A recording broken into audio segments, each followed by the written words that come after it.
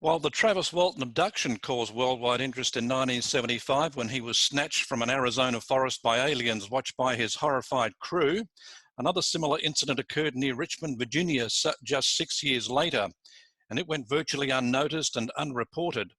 Bruce Cornet was snatched from his work trailer and returned there 1 hour later. His crew were completely oblivious to what was happening to him, and Bruce is going to join us to tell us what happened. Hi, Bruce. Hi, Dean. Thank you for having me on your show. It's a pleasure.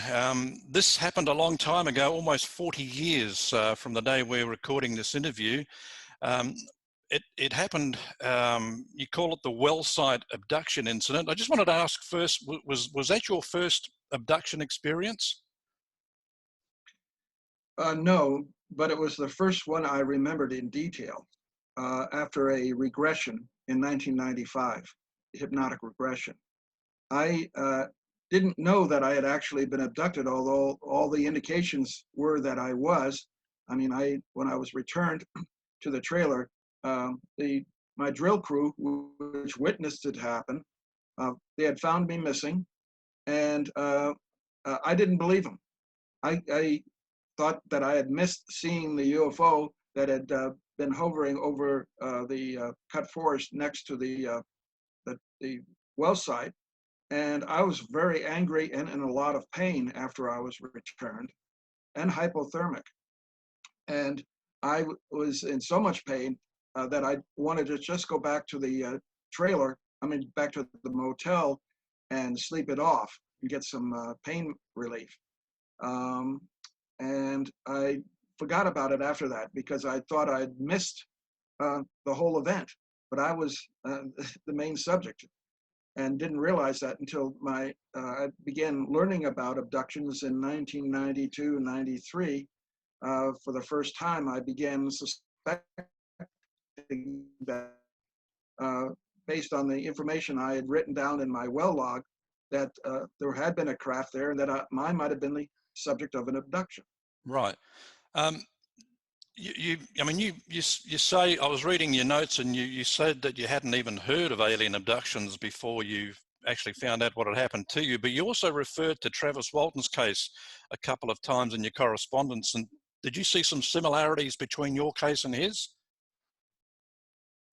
Well, yes. Even though it was an industrial operation, I mean, clearing forests for Travis Walton was part of their job. I was there in the middle of a forest drilling a well in search of oil. And the forest around us, a large part of it had already been cut and was just a lot of stumps of trees around. And that was the similarity that I saw because it took place away from a city. And people, it wouldn't be something that it would be observed or by others at the time. But unlike Travis Walton's case, where they saw this light in the forest and Travis went to investigate in the case, he came straight directly for me and took me, and I was the target all along. That is a major difference between my case and his case. Right. Well, let's. Did you mind actually running through the incident, what actually happened, the way you were taken, and then what happened on the ship? I wrote all this up after the regression. I transcribed it and have it on a website. And if you don't mind, I can read from that and give you very specific information on what was happening. Is that all right with you? Okay, yep, that's fine. All right. I'm going to start here when I was in the hypnotist chair of Fred Max, who regressed me. He also regressed Betty, Andreas, and Luca about her abductions that had occurred earlier. So Fred Max says, "You have told Rich to get you. If anything occurred, imagine yourself at that place, October 1st, 1981. Imagine where you were then, and you can imagine yourself as close or as far from the situation as you would like. Sometimes we can imagine as though we were there. Sometimes we can imagine as though we were watching it occurring to somebody else, or like a movie. We have this ability to bring ourselves closer and further and maintain our level of comfort.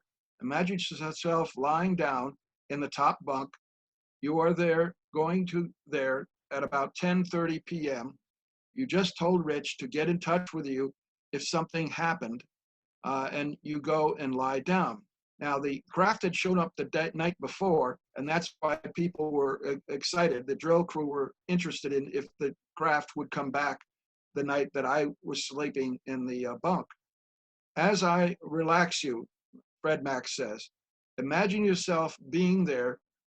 Imagine the feelings you had then, and as if I ask you, and as I ask you questions, you will be able to answer without affecting your trance. And when I say relax, you will allow yourself to relax and feel the feelings of your whole body. Excuse me. Feeling a peaceful wave of relaxation. As I count from 1 to 3, imagine yourself in the top bunk and imagine having the feeling of being able to speak freely and answer my questions. 1, 2, 3. What is happening? Fred asks. I'm trying to sleep and I'm very, very tired. I'm worried that if something happens, they won't come and get me. But I fall fast asleep and somebody touches me and I roll over thinking that it's Rich who has come to get me. I was breathing heavily. It's not Rich. It's somebody else there. Somebody is looking at me. He's different. He's not human. His eyes, I can't stop looking at his eyes, breathing heavily. I'm very upset. Fred Max, remember, whatever did happen, it happened. You're okay. Allow yourself to receive the information without needing to invest in it. I responded, there's more than one. Fred, okay. I say, they're touching me. They're taking the blanket off me. And a hand comes from my right, and there is something in the hand, metallic, sort of like aluminum, but darker. It touches my forehead. I see sparks. I see light. And then I feel very different. And then I see 2 more faces over me. They're starting to move me. I don't know how they're moving me. I think they're holding on to me. I feel them holding onto me, onto my arms. Fred says, how does it feel? And I say, tight. Fred says, how tight? I say, like a firm grasp. It's almost uncomfortable. And the temperature of that which is touching you, cool, cooler than my body temperature, I said. Fred asks, a little or a lot? I say, a lot. It's soft though, like silk, like silk. I continue, and it's wrapped all around my arms, the fingers. His hand on my right arm and a hand on my left arm. And Fred asks, from the same source? I say, no, the one on my right is holding his right arm, my right arm, and right hand, and the one on my left is holding me with his left hand, and the one over me, I think he has his hands on my hips. I'm not sure, but he's in that position. I can't feel very much there. I can't feel as much as I've felt before. I feel tingly all over. Fred, your eyes, are you seeing them? I say, yes, but they're dark. It's dark there. It's very dark. And so they almost shadows like ghosts, but their eyes are so black. They're blacker than the darkness. Fred, and what are they wearing? I can't tell. I can only see their heads. They're starting to move over me. I feel as if I'm floating. I don't understand. I don't understand what's going on, but they do not look frightening. Fred, while you are floating, are they still grasping you? I say, yes, Fred. So you're all floating together? I say, yes. Fred, how many of you are there? And I say, 4. At what speed? I say, we're starting to move. Oh my God, they're moving me through the glass of the window. Oh, that's so weird. I breathe heavily. They're telling me not to be afraid. I see them coming through the glass with me. I breathe hard. I see the glass passing through my body, and I don't feel anything. I think I should be cut by the glass, but I don't feel anything. Fred, what gender are they? I say, the one who looked into my eyes first, he's on my left, holding my left arm. I sense that he's a male. The one on my right, holding my right arm, I sense that she's female. The one over me, and now he has his right arm on my right leg, upper thigh. He's male too. And we're floating past the trailer. We're starting to rise up, and there's this light. There's this strange light. It's getting brighter and brighter, and I'm looking around as best as I can. I can see the trailer disappearing below me, and then the drilling rig moving off into the distance. Bruce, can I interrupt? Can I just interrupt? What about the crew? Were the crew, did they notice any of this going on? Yes, they were ended up all underneath that in the corner of the Wellsite, all huddled together, looking up at me and watching me. And after this was over, they described in detail what they saw me being transported by these small beings in a beam of light into the craft. Okay. I'll continue. But they don't feel real. There's something. I don't feel like this is happening. I don't understand. The one on my right, she comes over and looks into my eyes, and I feel a sense of love and peace. I feel that we're floating upwards. We're going closer to this light.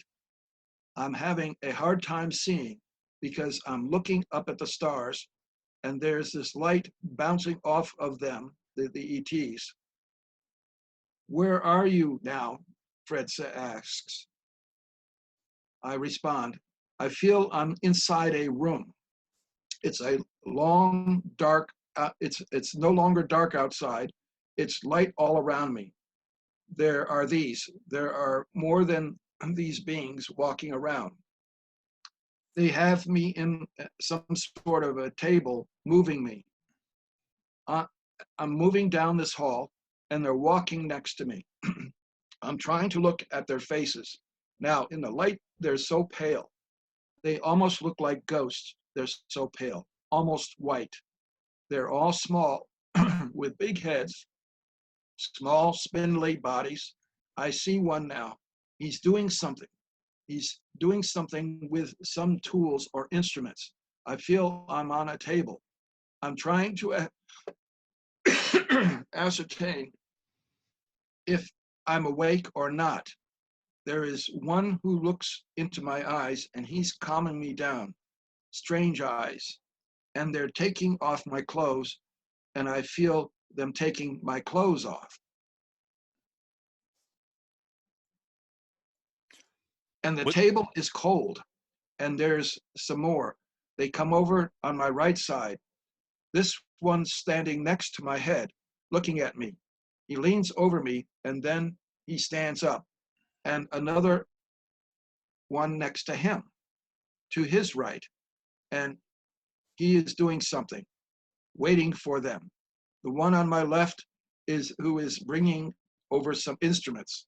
The one who is looking into my eyes keeps on telling me not to be afraid. Fred, with what attitude is that said? I respond, with a lovingness. It's like he knows who I am. Fred, what are they doing? What's happening? I respond, I'm seeing more of the room now, and I see them moving around and moving very quickly, and I don't know what they're doing because I can't see what they're doing. I can only see where they are relative to my body. I feel them touching me on my abdomen and around my genitals, and they are doing something there. And the one with the instruments, he's come between my legs, and he is doing something there. And I begin to feel some pain. And the one to my right, he looks again into my eyes, and the pain starts to go away, but I can still feel it. I'm seeing this in a detached way right now. I feel like it's happening with me, but I'm not, I'm like more of an observer. I don't remember seeing these beings before. They're different from those that I've seen before. And Fred asked, recently before? And I said, yes. Fred continues, describe who that you're with now. I'm still with the one on my right side, and he's been there all the time. He wants to make sure I'm comfortable and not in pain. I'm surprised by the way they look. They don't look like what I thought they should look like. They look more wrinkled on their foreheads, and their eyes are not as big as the typical ones I've seen before, and they're all the same color, as if they are not wearing any clothes. They're all in this chalky white color. They look so strange. And I feel them stimulating me. I'm having an orgasm. Fred asks, does it feel good? And I say, yes. At first it feels good, but they keep on making me have an orgasm, and it's getting more and more painful. I can't stop. And I start crying out, stop. And the one next to me looks into my eyes, and I don't like him looking into my eyes. Fred asks, what are you reacting to? I respond, he's right on top of me now. He's right over me, almost as if he's climbed up on top of me. And he has his head right on top of mine, and he's looking straight down into me. Fred, you know for sure it is a he? And I said, yes. How? Fred asks. I have a very strong negative reaction to him. I feel repulsed by him. I feel very warm and close to the woman, and she's down by my legs. Fred asks, is she communicating with you? I respond, she's telling me how good it feels. And Fred asks, how good what feels? And I respond, the orgasm. Fred asks, is she involved in it with you? I respond, I can't see. I feel this pressure on me down there. I can't tell for sure, but she is telling me how good it feels and to continue. I don't think she is having intercourse with me. I think she wants me to come more. Fred asks, how is your sperm being collected? I respond, there's this tube that comes over my right thigh and goes into something on my right. I can feel her hand on my penis. They're collecting so much. Finally, it's over. I'm so relieved. Now they're shining something in my eyes. Fred, are you being held down? And I respond, I can't move. Fred, do you know how and why? I respond, I don't know. When one climbed up on top of me, he had his hands on my arms as if he was trying to hold me down. Fred, what's the ambient temperature in relationship to what you expect? I responded, it feels cold. I feel warmth of the lights from above, but I still feel cold. Fred, is there still something on top of you, someone on top of you? I respond, no, it's over. Fred, what were they doing on top of you? I respond, holding me down and looking into my eyes. I think I tried to resist. I wanted to stop them. It was hurting so much. I felt something being put inside my scrotum. I felt them push it through my skin. And, and the one on my right, over and looked, he came over me and looked at me. He said, this will help you have a normal ejaculation. And Fred asked, you normally had normal ejaculations, right? And I responded, no. Okay. Fred responded, it was very difficult for me to have a normal ejaculation, and it was usually somewhat painful. And I'd almost thought I was sterile ever since an accident, a childhood accident at age 12 that put me on the operating table for 5 hours and which caused one of my testicles to atrophy. The pain in my scrotum is going away, although my testicles ache more than they've ever ached before. Fred, do they talk to each other? I say, I don't hear any sounds. Fred, is there a leader among them? I respond, the one who had instruments. They are all so similar. The beings look so similar. Fred, more similar than? And I respond, than the small grays that I've seen before and the tall grays. They're different. They're all sort of alike, like as in clones. The one distinction is that one of them is talking to the others. He stays on my left side, and the others are on my right side and watching him, and I know he's communicating with them. The only one that I can hear in my head is the one who is looking over me. Fred, does he have an accent? I respond, no, he doesn't say much. I'd ask him and he doesn't answer. He just tells me, calm down, everything is going to be all right. It will be over soon. And he looks into my eyes and I feel him controlling me. I feel my fear and pain go away when he does, but the pain comes back soon after he stops. Fred, what does he do to alleviate your pain? I respond, he looks into my eyes. His skin is so wrinkled and I feel peace, a sense of pleasure and peace takes over my body. I feel like I'm inside my head. Excuse me. About that. Let me go back. He looks into my eyes and I feel him controlling me. I feel my fear and pain go away when he does, but the pain comes back as soon after he stops. Fred.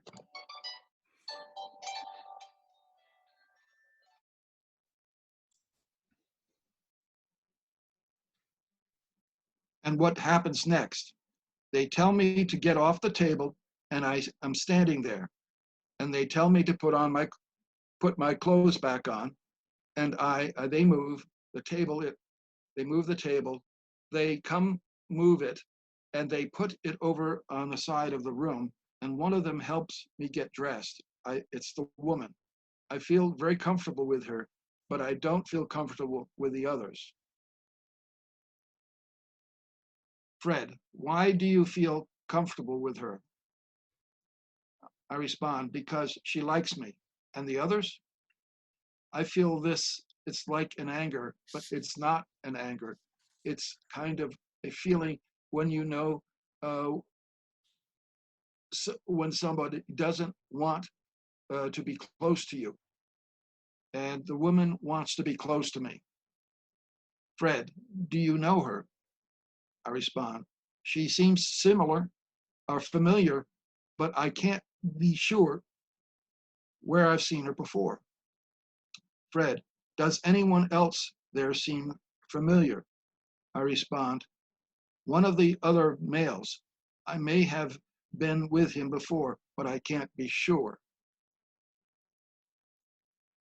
then I finally say, what made me feel so uncomfortable being on the table was that I did not recognize the doctor who did the operation.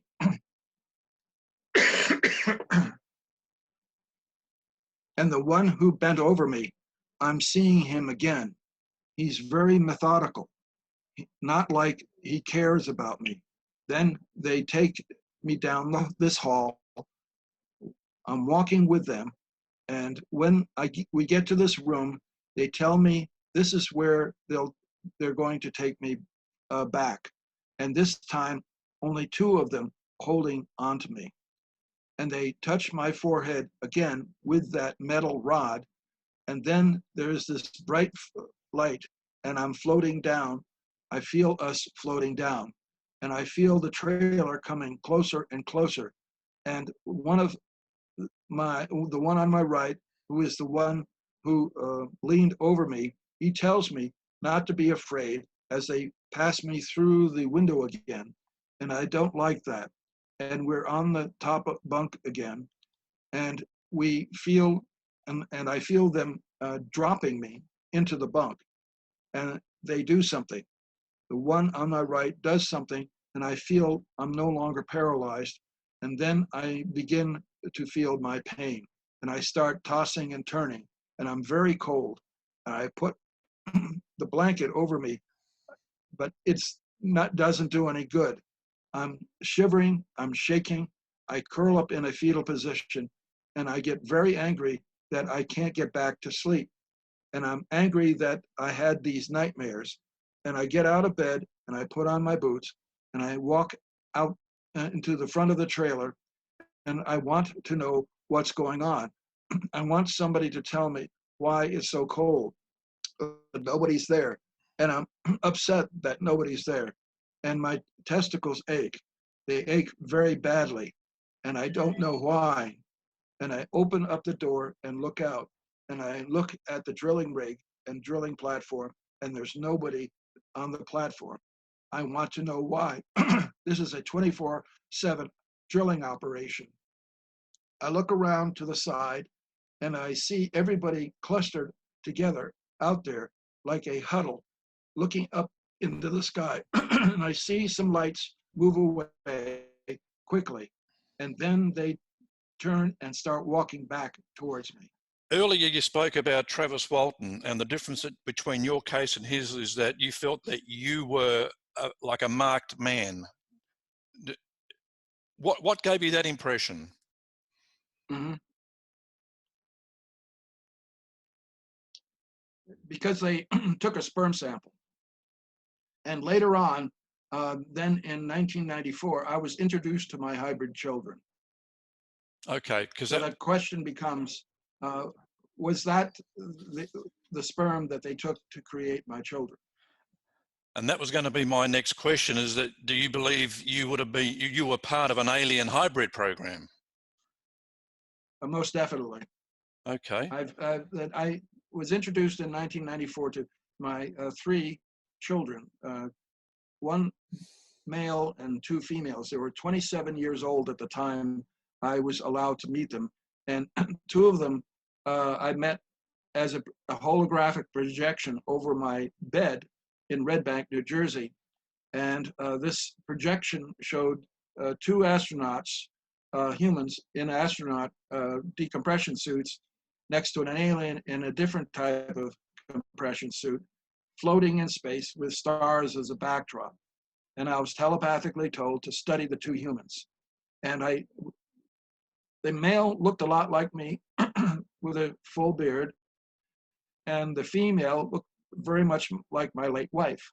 And then when that projection was over, I woke my wife, who was Pat, who was sleeping underneath all of this when it was happening. And this was early in the morning, still dark outside. And I woke her up in the middle of a dream, and she said that she thought I was going to be introduced to my children. And I told her what I had just seen. And I said, but they didn't tell me their names. And she said, their names are Honora and Kyle. And then I had this very distinct idea that I needed to go to Princeton University for some reason, that my daughter may have graduated from Princeton University. And I looked through the yearbooks, and suddenly there was a picture of the woman, Honora, but her name was Tamara. And she had a birthday 33 days before that of Honora and Kyle, according to my late wife, who had a virgin pregnancy back in August 1st of 1967. When she became pregnant for 4 months, and then suddenly the pregnancy was ended, and there was no fetus or afterbirth in her bed sheets, but her belly was flat. And she didn't know what had happened at that particular time. So, but that was before I ever had met my second wife, Bonnie. This all happened in '67, and I didn't first meet her until 1969. So you can connect the dots. Yeah, because I'm thinking you said the children were 27 in 1994. Right. And then during the Wellsite incident, you thought you recognized one of the aliens, but you weren't sure. So had this happened to you before 1981 as well? Had you gone through the same thing without remembering that you had? Yeah. In other words, I thought that I had this idea in my head that she had graduated from Princeton, but when I found a picture of her, her name was Tamara instead of Honora, and she had a birthday 33 days before that of Honora and Kyle. And I made up a photo lineup of a whole bunch of women from her yearbook, and I showed them to my wife. She had told me a few days earlier that on her way home from New York City, where she worked, she saw this reflection in the window, and it was of this beautiful woman that was staring at her, and she looked to see who was staring at her, and there was nobody sitting anywhere near her that even resembled this woman. And then this woman started to talk to her and told her telepathically, "Hi, Pat, my name is Honora. I am your husband's daughter. He is not going crazy." And when she got home, she ran in and hugged me and said, "I met Honora, I met Honora. You're not going crazy." That's what she thought was happening. And then when I showed all the pictures of her from her yearbook with Tamara in it, she pointed to the picture of Tamara and said, "I'll never forget this face." And I said, "This is the woman you saw in the bus window reflection?" And she said, "Yes." And that indicated to me that Honora and Tamara are twins, born at 33 days apart. And all before I had met her mother, their mother, biological mother, for the first time. Did they have any features that would indicate that they were in fact part alien?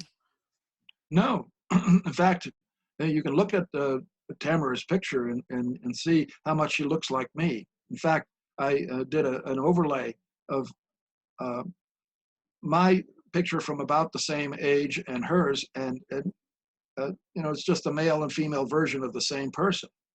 That's so. There's no the only thing that is unusual about Tamara is that she has a narrow, long neck, an unusually long, narrow neck. And most humans do not have necks that are that narrow and long. Okay. So your children weren't a result of the 1981 incident. They were a result of one that happened earlier than that? Yes. Yes. Back in March of 1967, I was on a trip to Buffalo, New York to see an old school friend, college friend. And on the New York Thruway, I heard a report that there are sightings of UFOs in the area. And I started paying attention, and here comes this disc-shaped craft right across the highway from left to right and disappears into the woods. So I immediately pull over, and I get out, to go into the woods to see what was going on. The next thing I remember was getting back into my Volkswagen Beetle and starting to accelerate to highway speed. And I had this strange thought in my head, which turned out to be a screen memory. Wouldn't it be nice if I could help an alien fix his disabled craft? But the only thing that was wrong with that picture is that my testicles ached. And I was an hour late meeting my friend in Buffalo, New York. So there was an hour of missing time. Okay, so both occasions, that year and 1981, you had no idea that you'd been abducted until your regression therapy in 94 or 5. Right. I had no concept of abduction, of what it was. I mean, they weren't that popular back at that time. No, I mean, the Travis Walton case I didn't hear about until the 90s. Okay. During the period of both abductions until the regression, did you have any type of memories that you couldn't put your finger on, or where they were coming from or what they were? Yes. In 1992, I saw the miniseries on television, Intruders, based on a book by Bud Hopkins with a foreword by Dr. John Mack. And I was shocked to see this miniseries was talking about abductions on primetime television. This was highly unusual. As a scientist, I'd never encountered anything like that before. And so I went to the bookstore, and the bookstore manager showed me the book and Intruders, and also suggested one called Silent Invasion by Ellen Crystal. So I bought that, and as I was reading it, I realized that her story, Ellen's story, was about all of the UFOs that were flying around the area where I lived in Middletown, New York. So I was able to find her number and get in touch with her, and she invited me out into the field to skywatch. And the first night I was out there, I mean, we had these ships flying all around and diving into the ground and coming out of the ground. And it was just absolutely outrageous. I mean, that this was happening so clearly and in front of everybody, all the sky watchers, that, why isn't the scientific community getting involved in this? This is perhaps the most extraordinary evidence for non-human intelligence on Earth that you could possibly want. And I started to get involved in it. Excuse me. And eventually that led to my separation from my job at Lamont Doherty Earth Observatory, when my associate did not want me to do any investigations of UFOs. Basically, he says, we don't do that sort of thing. And this bothered me because I couldn't understand that. So I continued in my research, and for 11 years, and accumulated over 140 close encounters with photographs, videos, instrument readings. And I published a book called The Unconventional Aerial Phenomena in the Hudson and Wallkill River valleys of New York. And that was published in 2019. And it contains my 11 years of research of all of that happened to me during that period of time. And that's how I got involved in it. And in 1992, when Ellen took me out into the field and I started seeing all of these craft, these memories started coming back. Very clear memories of childhood abductions that I didn't even know had ever happened. Two of my abductions, one occurred when I was age 9, and I didn't remember that until I was in elementary school, and they were demonstrating television sets for the first time to the public, black and white TVs. And we had somebody from a local television station come in with a television camera and a monitor, and they were showing us what was happening. And some student asked, well, what happens if you point the camera at the monitor? And he did, and he said, you will see a feedback loop of just the monitor being repeated again and again and again. And that somehow broke through my screen memory, and I remembered, wait, I saw this before. when did this happen? Suddenly, the whole memory of being abducted aboard a craft came back. And then another time, I was in the high school marching band at Conard High in West Hartford, Connecticut, and we had done a uniform practice out in the football field, and we were changing in the changing room, and I was waiting for a changing closet to open up, and I was talking to another band member, and suddenly this little gray character comes zipping around my right side, raises a rod, touches my forehead, and the next thing I know, I'm being laid down on the floor by about 5 or 6 small graves. And as soon as they put me on the floor, they disappear. But the unusual thing happened. This was in 1962, and they, when they left, all of the people in the room were frozen in not moving. And some people, even in mid-stride, were just frozen in place, like you would push pause on a VCR. And slowly, everybody started to move faster and faster and faster until normal speed. And when they were moving at normal speed, I was back to their time, and they saw me, and they saw me on the floor, and they came running over to me, my band members, and asked, "What happened? How did you end up on the floor?" And I said, "I don't know." And they helped me up, and I looked at the guy that I had was standing in front of when it happened, and I asked him, "Did you punch me?" And he said, "No, why would I do that?" And I didn't have a pain in the back of my head, and I didn't feel a pain from a punch. So I then realized that that was a screen memory. And at about that same time, one of the female band members screamed out, "Oh my God, what happened to the time? I was supposed to meet my mother 30 minutes ago out in front of the school." So that gave me a time slot that I was missing 30 minutes of time. But they were missing 30 minutes of time too. Yes. Wow, that's amazing. Yeah.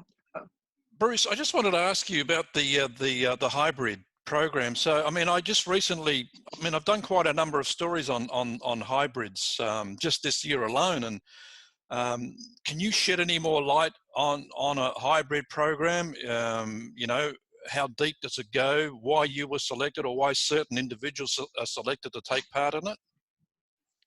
Well, I gave a talk at the Laughlin UFO Mega Conference in February of this year, and it shocked the audience. It was a 48-slide PowerPoint presentation about my life with my late wife, Bonnie, and how she figures into this. It wasn't until she died that she came back in her spirit and communicated with me and told me that she was an ET, that I had lived 7 years with her, and she was an extraterrestrial, and she had all sorts of extraordinary abilities. I mean, she was tested by the Princeton University Paranormal Lab, and she scored virtually 100% on all of the psychic phenomena, from Wow. Precognition to clairvoyance to telepathy to telekinesis. She demonstrated all of that during our 7 years to me. And she was extremely intelligent. And after she died, she came back to her gravesite in Houston, Texas, with my mother there, and she appeared in spirit over her grave. And I had that on video, and it's online. If people want to see this video or the video clips, it's called "The Passion of Bonnie," and at sunstarsolutions.com. And you will see her spirit, a beautiful starburst of blue, green, and white, pulsating over her grave as I said my farewell. Well, I had been videotaping the whole area where she's buried for her family up in the Northeast. And when software came out to be able to capture images, frames off of video, I did a detailed study of the clouds that was over her. And right after I was videotaping her, I got this telepathic message: turn off your camcorder. Unfortunately, the most extraordinary thing happened after that, which gave me the idea that there was something in the cloud. And this second sun appeared at the base of the cloud at 8:30 in the morning. And a beam of golden light came down to just above her grave, didn't touch her grave, and captured her spirit. And my mother and I saw the colors of her spirit rise up in that golden beam into that second sun. And then the beam contracted and the sun disappeared. And so when I did a series of frame analysis on the video, I found for about 3 frames of 1 second, the cloud pulls back and a huge white domed circular mothership appears in that cloud very clearly. Wow. No question about it. So that was the first indication that I had been married to somebody that was not a normal human. And then she came back to me and told me who she is, who she's with, the group of ETs she's representing, and she said that I had helped her fulfill biblical prophecy when I was with her for 7 years. And my talk at Laughlin is about that prophecy and how she fulfilled it. She turns out, she claims to be, I don't know if this is true, but she claims to be the woman who bore the male child in Revelation chapter 12. And that is supposedly explains how the Christ Messiah comes back. And most Christians think that the Messiah will come back in a new body.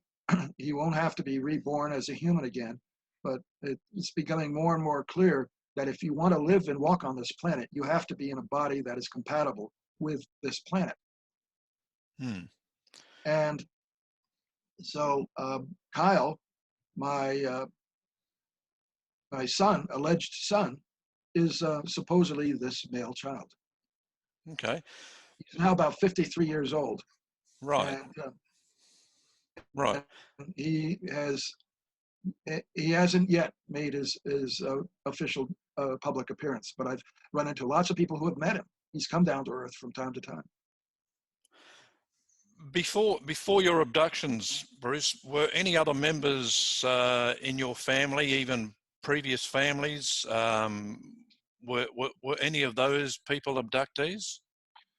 I asked my mother and father, asked them for any unusual dreams they may have had, any experiences, and my father said there was something strange about this mist that rolled in from the ocean near Ocean City and rolled in through his bedroom window, but that was the only thing he mentioned that was unusual.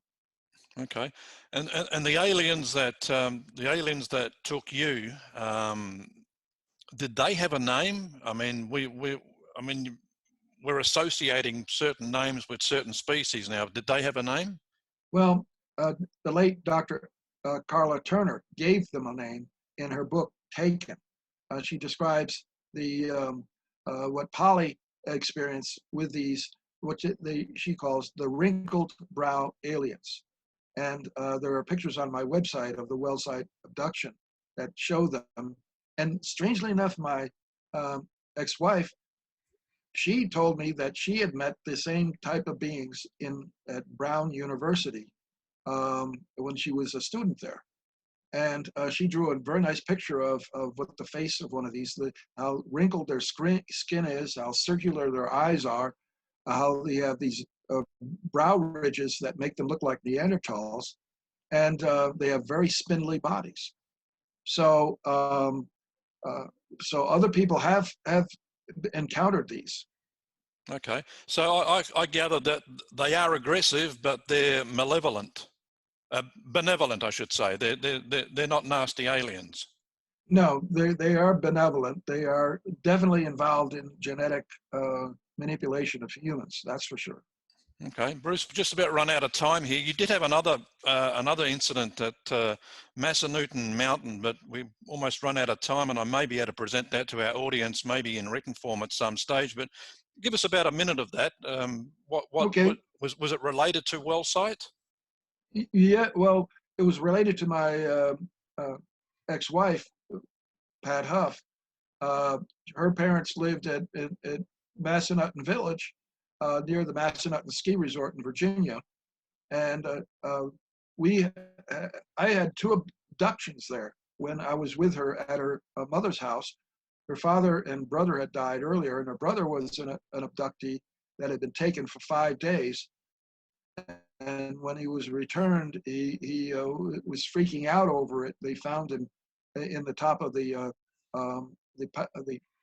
ski lift engine room, and with all this clothes shredded.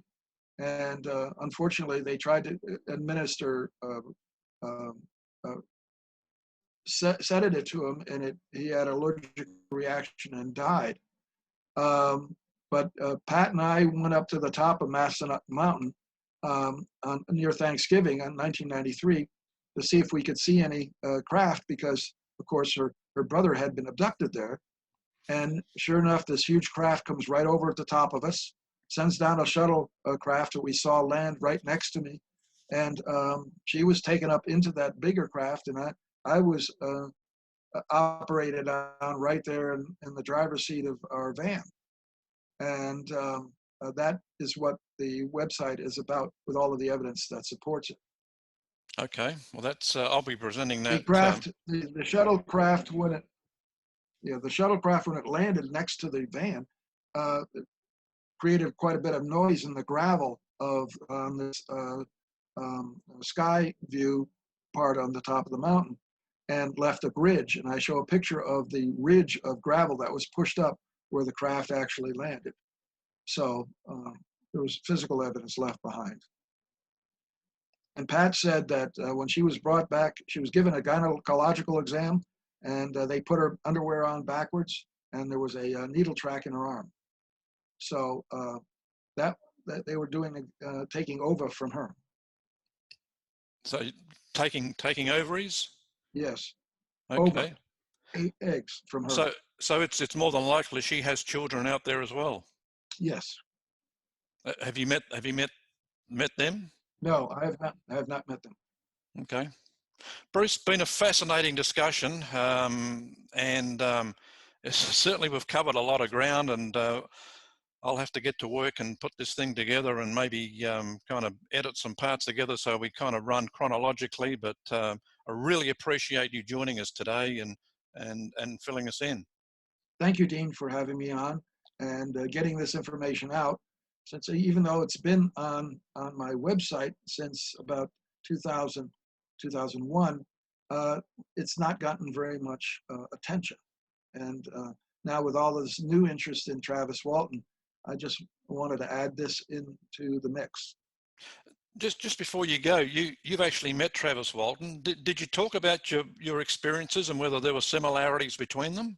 I tried to. I started a conversation with him, trying to explain to him what had happened to me, and he had no interest at all. And I talked to another friend who knows Travis personally, and he says he doesn't like to talk about his incident or his abduction, especially to strangers.